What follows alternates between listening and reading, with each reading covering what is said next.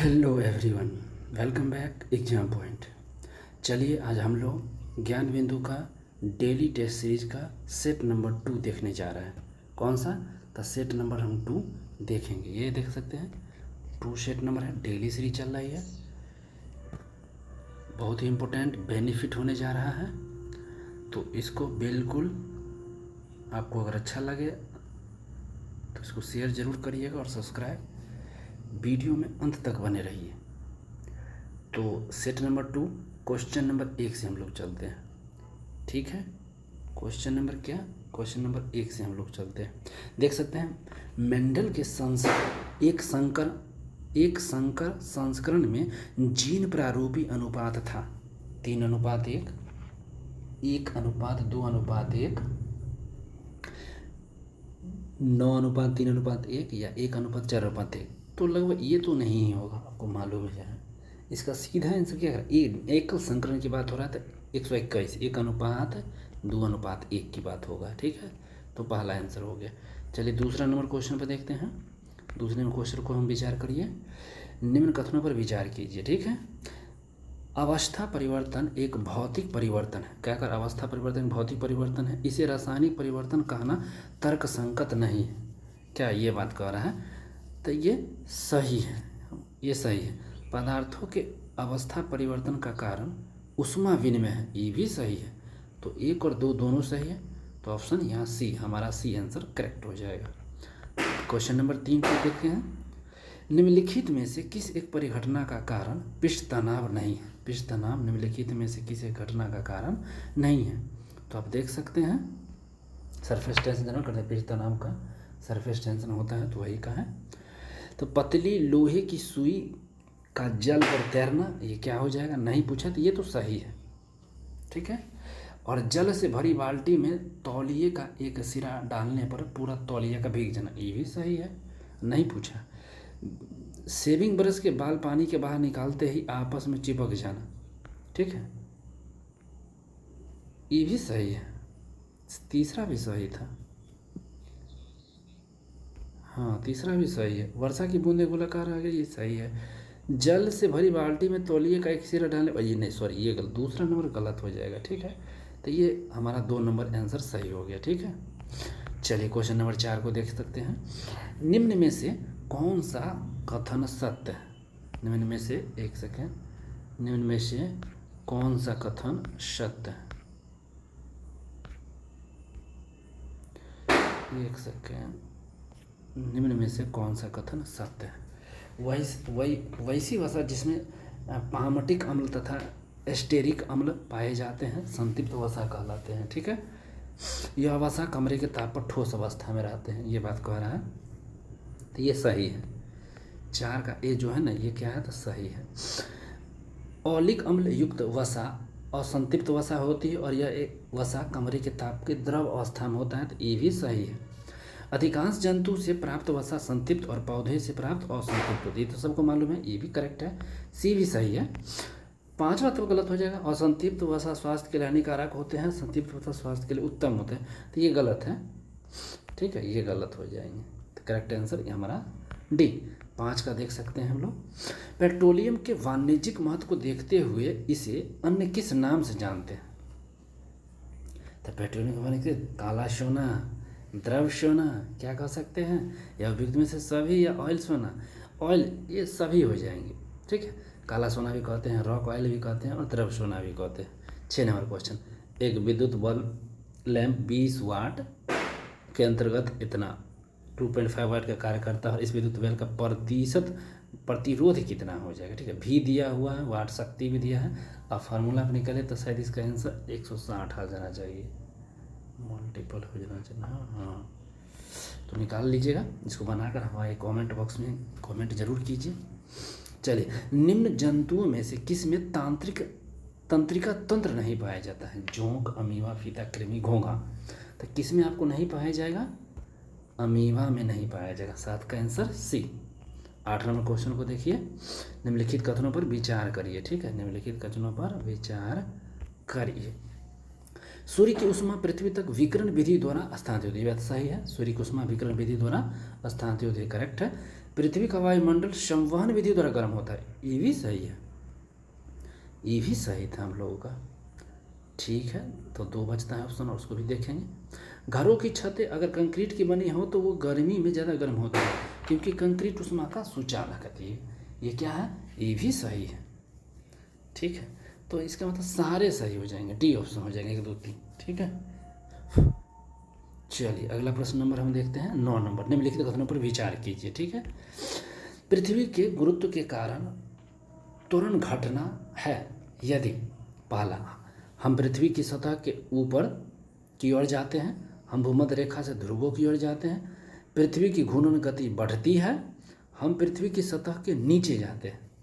जब पृथ्वी गुरुत्व के कारण जो त्वरित घटना जो होती है उसका पूछ रहा है, तब पूछ यदि इनमें से कौन कथन सही है। देखिए, हम भूमध्य रेखा से ध्रुव की ओर जाते हैं तो क्या ये घटता है। ठीक, वहाँ गुरुत्वीय त्वरण की बात हुआ था तो ये घट जाएगा। ठीक है, चलिए तो यही हो जाए। अगला है क्वेश्चन नंबर हम 10 की बात करते हैं। निम्नलिखित में से कौन एक परमाणुक है, एटॉमिक है। तो निम्नलिखित से कौन एटॉमिक, सीधा सीधी तांबा देख लीजिए, तांबा है क्या, यह एक परमाणुक है।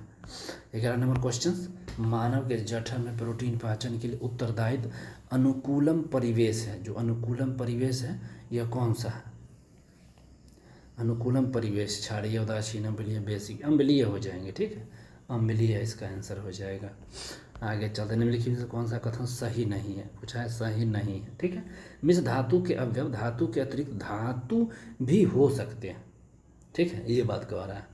मिश्र धातु एक मिश्रित पदार्थ है, ये तो हमको लग रहा है सही है, पहला भी सही था, दूसरा भी सही है। मिश्र धातु समांग मिश्रण हो सकते, करेक्ट, एकदम सही, मिश्र धातु करेक्ट। अब मिश्र धातु समांग मिश्रण कति विषमांग में, दिस इज रॉन्ग, गलत है। तो हमारा 12 का डी ऑप्शन करेक्ट हो जाएगा। साधारण तंत्र के किसी व्यक्ति की सहायता करता है, जो कि साधारण यंत्र किसी व्यक्ति की सहायता करता है, किस लेवल पर सहायता करता है।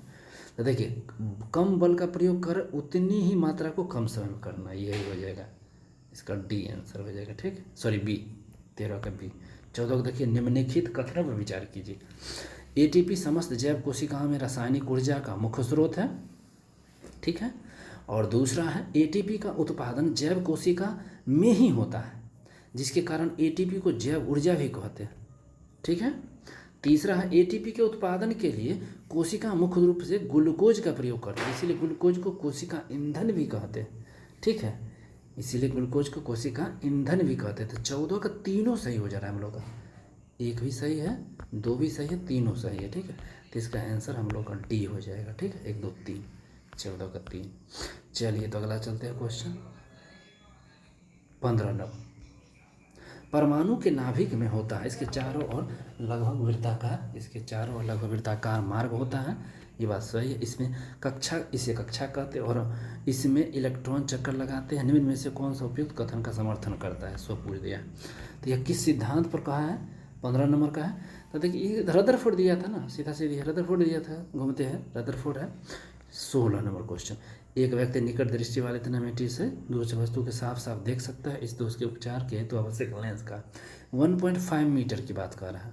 क्या कह रहा है, 1.5 मीटर की बात, तो उपचार के दोष के लग जाता है, इसका आंसर बी होगा, हम बता देते हैं, आप इसको बना के कमेंट बॉक्स में डालिए। अगला 17 नंबर, निम्नलिखित तो कौन सा सुमेलित नहीं है, कौन सा सुमेलित नहीं है। तो देख सकते हैं, फुकरी टमाटर ये सही है, लुनीसी धान ये सही है, पीतावरी सोनालिका गेहूँ सही है, तो ये गलत, यही आंसर सी हो जाएगा, 17 का सी आंसर। ठीक है, 18 नंबर क्वेश्चन देख सकते हैं, निम्नलिखित में से कौन सा पदार्थ सामान्य स्थिति में किसी स्वस्थ व्यक्ति के मूत्र में सभी उत्सर्जित नहीं होते हैं। देखिए, मूत्र की पूछा है, स्वस्थ व्यक्ति उत्सर्जित नहीं होता है, क्या होता है, उत्सर्जित नहीं होता है, ये एक बात होना है यहाँ पर। तो 18 का नंबर यहाँ देख सकते हैं, उत्सर्जित नहीं होता, यूरिया, सोडियम, अमीनो अम्ल, पोटेशियम। ठीक है, तो 18 का अमीनो अम्ल है, सी आंसर हो जाएगा यहाँ पर। ठीक है, सी आंसर यहाँ पर करेक्ट। चलिए आगे चलते हैं 19 नंबर, सल्फर डाइऑक्साइड रंगीन पदार्थों का विरंजन किस प्रक्रिया द्वारा करती है।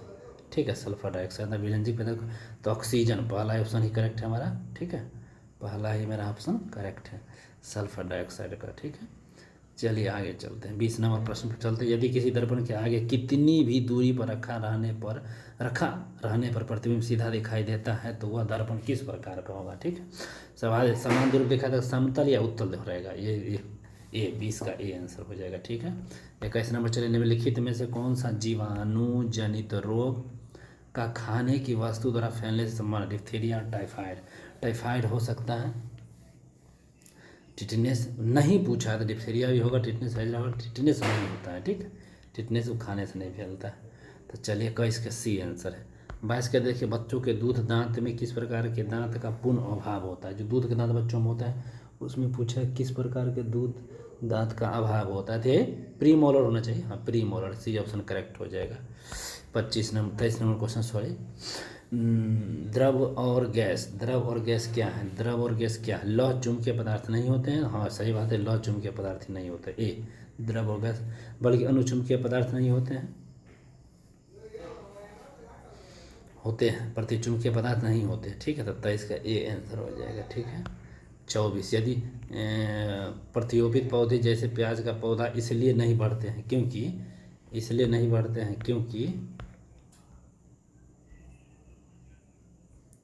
एक सेकेंड, क्योंकि नई मिट्टी में आवश्यक खनिज पदार्थ नहीं रहते हैं। पहला ऑप्शन है, अधिकांश मूल रूम नई मिट्टी को अधिकांश सख्ती से जकड़े रहते हैं। ठीक है, ये बात बोल रहा है। तीसरा है, प्रतिरोपण के दौरान अधिकांश मूल रूम नष्ट हो जाते थे। ये गलत, यही लग रहा है, यही इसका आंसर हो जाएगा। ठीक है, तो सी 24 का सी। और 25 डी ऑप्शन क्या है, प्रतिरोपण के दौरान पत्तियाँ क्षतिग्रस्त होती है। ये बात सही है। ठीक है, अगला क्वेश्चन, निम्न कथनों पर विचार करना है। क्या करना है, निम्न कथनों पर विचार करिए। निम्न कथनों पर, एक सेकंड, कथनों पर विचार करिए। लूनर कास्टिक सिल्वर नाइट्रेट को कहते हैं, इसका उपयोग मतदान के समय अंगुली पर लगाना से सिल्वर नाइट्रेट का प्रयोग करते हैं, से बोल दिया है। ठीक है, तो यहीं पर विचार करना था हम लोग को, कौन में सही है। ठीक है, तो पहला तो सही है, पहला तो सही है। दूसरा है हॉर्न सिल्वर कोटाइड को कहते हैं और इसका उपयोग फोटोक्रोमिक कांच के बनाने में किया जाता है। ठीक है, तो हमको लग रहा है ये भी सही हो जाएगा। ठीक है, 1 और 2 दोनों सही हो जाएगा, ये आंसर है। अब डी गलत है, ब्रोमाइड देखिए कृत्रिम वर्षा में कराने में किया जाता है, तो गलत हो जाएगा। ठीक है, चलिए 26 नंबर प्रश्न पर आइए। दो निकायों के बीच ऊष्मा के प्रवाह की दिशा निर्भर करती है। दो निकायों के बीच ऊष्मा के प्रवाह की दिशा निर्भर करती है, तो सी ऑप्शन उनके अपने अपने तापमान पर, ये है। ठीक है, निम्न में से कौन सा कथन सही है। क्लोरोफिल को प्रकाश संश्लेषण इकाई तथा हरित लवक को प्रकाश संश्लेषी अंगक कहते हैं। ठीक है, अंगक कहते हैं। तो कौन सा सही है, क्लोरोफिल को प्रकाश संश्लेषी इकाई और हरित लवक को प्रकाश संश्लेषी अंगक कहते हैं। तो ठीक है, पहला ठीक है। क्लोरोफिल के बिना भी जीव स्वपोषी जीवन जी सकते हैं, ये गलत हो जाना चाहिए। आप लोग इसका आंसर कमेंट देखिए, इसका आंसर मुझे भी नहीं मालूम है। अमीबा और पैरामीशियम स्वपोषी जीव है। ठीक, अमीबा स्वपोषी जीव है, पैरामीशियम, ये सही है। और प्रकाश संश्लेषण क्रिया में वातावरण में CO2 गैस का निष्कासन होता है, तो ये गलत हो जाएगा। ठीक, तो चलिए 28 नंबर क्वेश्चन, निम्न में से जल से हल्का कौन है। जल से हल्का सोडियम हो जाना चाहिए। जल से हल्का कौन है, तो सोडियम है। ठीक है, जल से हल्का सोडियम होगा। ठीक है, न्यूमेरिकल है, इसको बनाइए आप लोग, भेजिए। 29 नंबर का आंसर हम आपको बता देते हैं, डी हो जाएगा। ठीक है, आलू के संबंध में कौन सा एक सही है। आलू के संबंध में कौन सा एक सही। ठीक है, तो यह एक रूपांतरित तना है। आलू के संबंध में कौन सा एक सही है, तो यह एक रूपांतरित तना है। विश्व हेपेटाइटिस दिवस कब मनाते हैं। विश्व हेपेटाइटिस दिवस कब मनाते हैं, 28 जुलाई, 6 अगस्त, 1 मार्च, 15 नवंबर। ठीक है, तो इसका सही हो जाएगा 28 जुलाई को हो जाएगा। ठीक है, 28 जुलाई को विश्व हेपेटाइटिस दिवस मनाते हैं।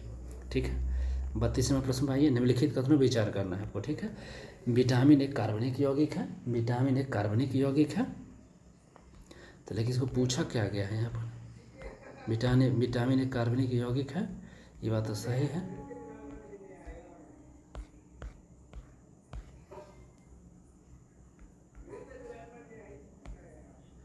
विटामिन एक कार्बनिक यौगिक है, सही है। वसा में घुलनशील विटामिन ही हमारे शरीर को संचित रह सकता है।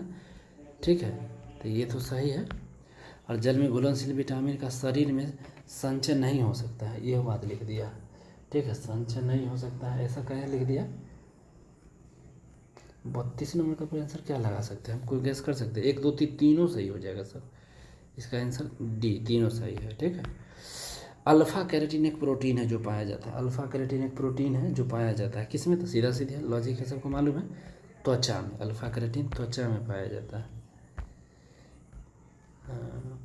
अवशोषण के उपरांत पचे हुए भोजन किसके द्वारा शरीर के विभिन्न अंगों को द्वारा वितरित होती है? ठीक है, किसके द्वारा? तो वही रक्त कोशिका द्वारा वितरण हो जाता है। ठीक है। नंबर लिखिए, किस तत्व के प्रधान आयनन ऊर्जा अधिकतम होती है? किस तत्व के प्रधान आयनन ऊर्जा अधिक? एल्युमिनियम।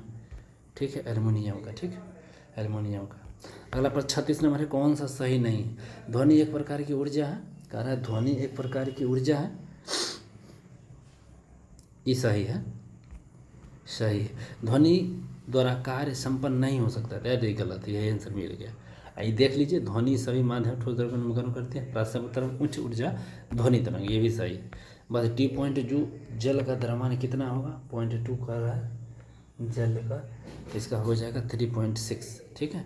38 नंबर क्वेश्चन देखिए हम लोग, मानव रक्त प्लाज्मा में किस तत्व की उपस्थिति नहीं हो सकती? ठीक है, तो यही है, लोहा का नहीं हो सकता है मानव जो। निम्न पर विचार करिए, आर्गन, जिनोन, नाइट्रोजन और फ्लोरीन। ठीक है, निम्न पर विचार करना है। तो इसमें अनुबंधित कौन सी रासायनिक प्रक्रिया में भाग नहीं लेता है? 1 2 3 यही सब नहीं लेगा, फ्लोरीन लेगा, नहीं लेता है, तो आर्गन जिनोन भी नहीं लेता, हाँ, और नाइट्रोजन भी नहीं लेता, तो ये तीनों हो जाएगा ए आंसर। 40 नंबर देखिए प्रश्न, किसी आपराधिक उद्देश्य के बिना केवल जिज्ञासावश ही कंप्यूटर की छानबीन करने वाले हैकर को क्या कहते हैं? तो व्हाइट होता है, व्हाइट हैट हैकर है, व्हाइट हैट हैकर को बोलते हैं। ठीक है, उसको। अगला है, वह वयस्क मनुष्य में शुक्राणु का निर्माण अनुकूलन तापमान क्या है? तो पर 20 डिग्री सी होगा, हमको लग रहा है 20 डिग्री है, 20 डिग्री सी पर रहता है। चलिए एक और क्वेश्चन है, बता दीजिए।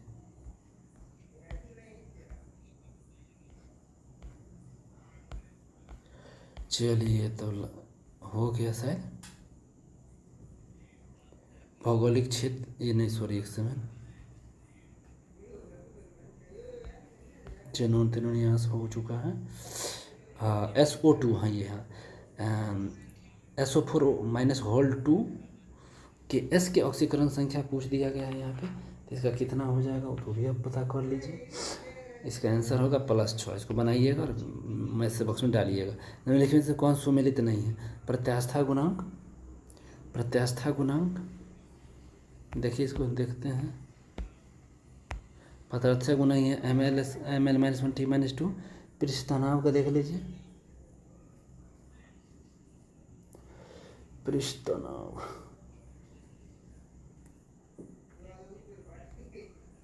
पूछा है कौन सुमेलित नहीं थे, यही है श्यानता गुणांक, तो सुमेलित था।